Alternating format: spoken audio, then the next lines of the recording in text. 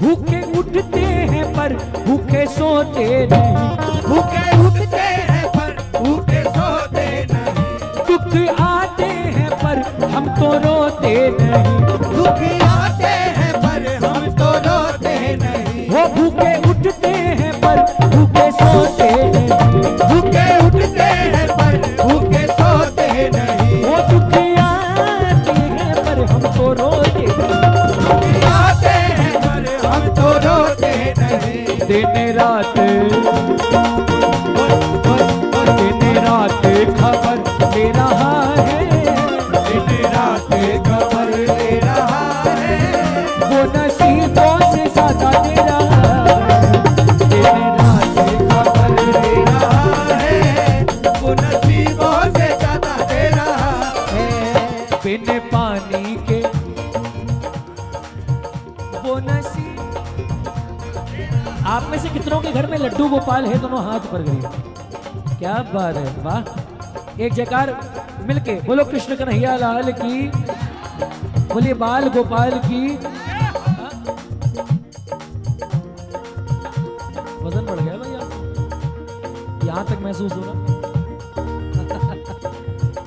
देखो लड्डू गोपाल अगर ऐसे बात करें तो घर का सबसे छोटा सदस्य है ना, लेकिन सबसे ज्यादा शरीफ, सबसे पोलाइट, पेशेंस उन्हीं के अंदर। कैसे?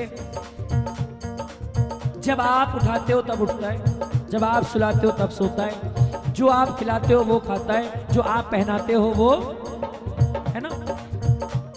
लेकिन पूरे घर का सबसे मजबूत सदस्य, सबसे पावरफुल, शक्तिशाली सदस्य वो है। ये तब पता चलता है जब आपके घर पे मुसीबत आती है, घर पे कोई तकलीफ आ जाए। अगर आपको विश्वास है लड्डू गोपाल पर, अगर आप नित्य नियम से उसकी सेवा करते हैं,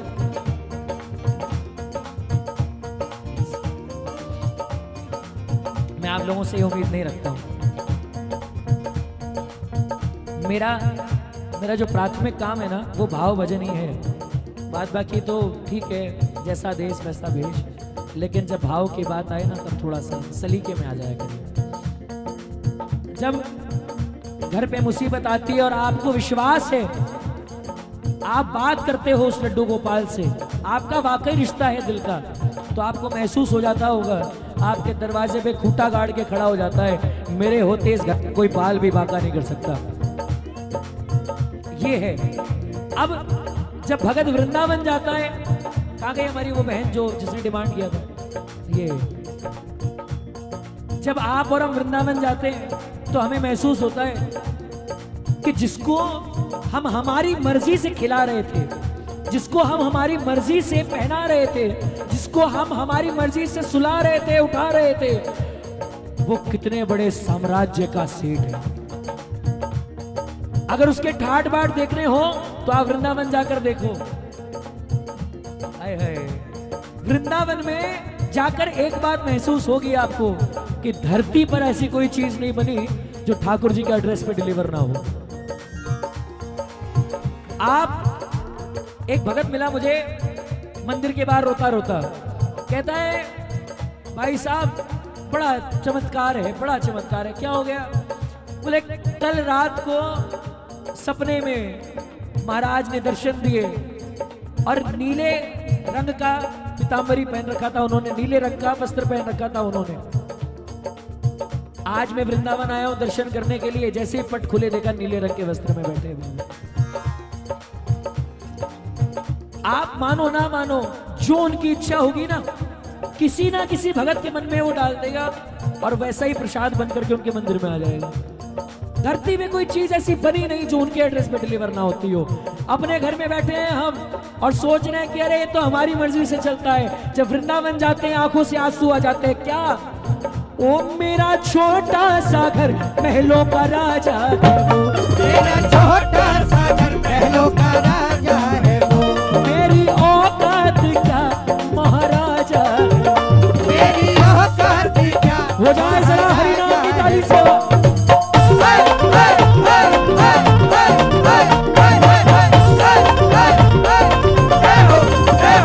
मेरा छोटा सा घर महलों का राजा है वो, मेरा छोटा सा घर महलों का राजा है वो, वो मेरी औकात क्या महाराजा है वो, मेरी औकात क्या महाराजा है वो।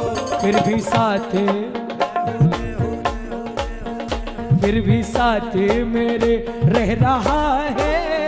फिर भी साथ मेरे रह रहा है। कौन कौन कृपा मानता है कि लड्डू गोपाल आपके घर में विराजते हैं? कौन कौन इस बात में नाज महसूस करता है, गर्व महसूस करता है? ना दोनों हाथ ऊपर करके और ईमानदारी से बोलना, फिर भी साथ मेरे रह रहा है। फिर भी साथ मेरे रह रहा है। वो नसीबों से ज्यादा तेरा है, वो नसीबों से ज्यादा दे रहा है। मेरे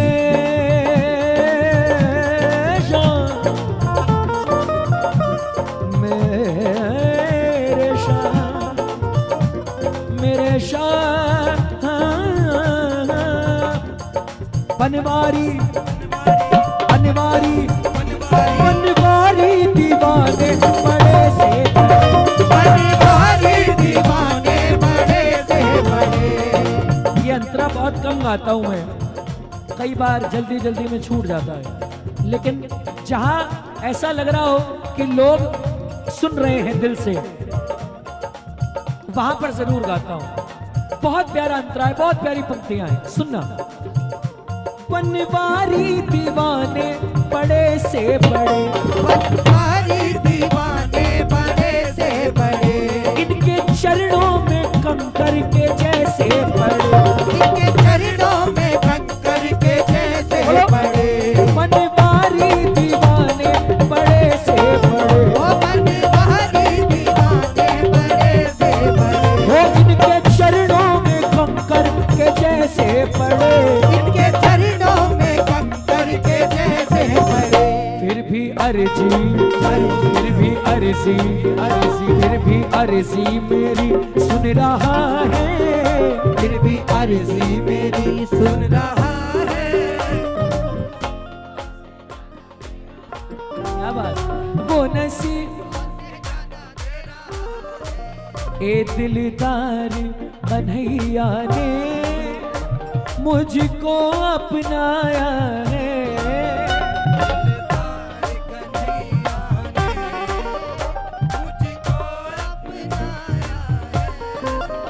रस्ते से उठा करके सीने से लगाया,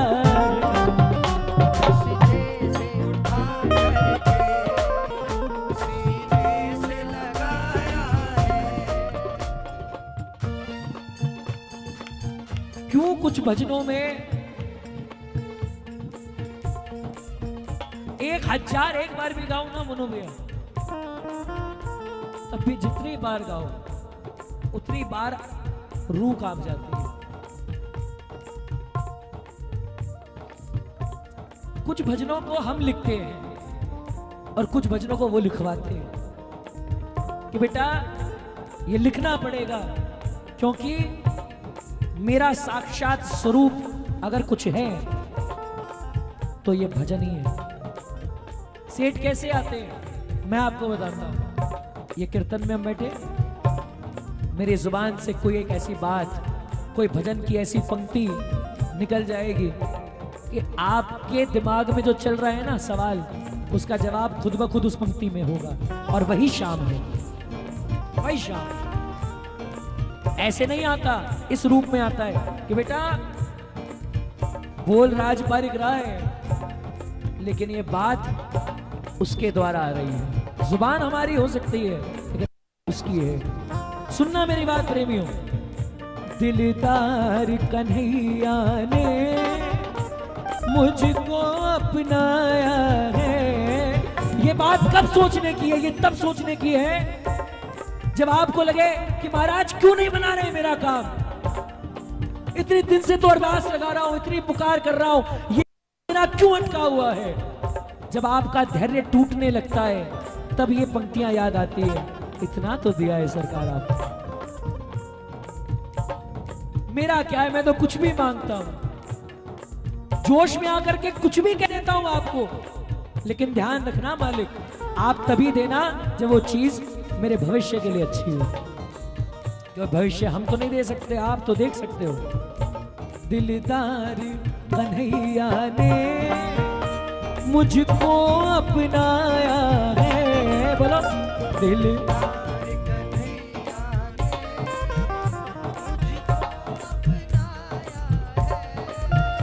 रस्ते से उठा करके सीने से। सुनना, खाटू चला तो जाऊं पर ये मसला है, खाटू चला तो जाऊं पर ये मसला है, कहां से हिम्मत लाऊंगा उन्हें सूरत दिखाने की। खाटू चला तो जाऊं पर ये मसला है, कहां से हिम्मत लाऊंगा उन्हें सूरत दिखाने की। चरणों से जाऊंगा तो सीने से लगा लेंगे वो मुझको, बाबा को तो आदत ठुकरा देंगे। दयालु हो आप महाराज। ए जी हमको तो आसरा है, हमको तो आसरा है। ऐ शाम मुरली वाले, ऐ शाम खाटू वाले, बोलो हमको तो आसरा है। ऐ शाम मुरली वाले, ऐ शाम खाटू वाले। तो से यो मंदिर ना छूटे, मुँह से यो घर तो से यो मंदिर ना छूटे, मुँह से यो घर। हम दोनों को वो मिल जाए जिसको जो दरकार, अगर तू घर आ जाए तो घर मंदिर बन जाए, अगर तू घर आ जाए तो घर मंदिर बन जाए। मंदिर पे तेरे बाबा हक ना हमारा, मंदिर पे तेरे बाबा हक ना हमारा, मगर मेरे घर पे बाबा हक है तुम्हारा। मगर मेरे घर पे बाबा हक है तुम्हारा। जहाँ जहाँ पर तुम बैठोगे, जहाँ पर तुम बैठोगे, जहाँ जहाँ पर तुम बैठोगे, जहाँ जहाँ पर तुम बैठोगे, वहीं लगे दरबार। और हम दोनों को वो मिल जाए जिसको जो कर का, अगर तू घर आ जाए तो घर मंदिर बन जाए।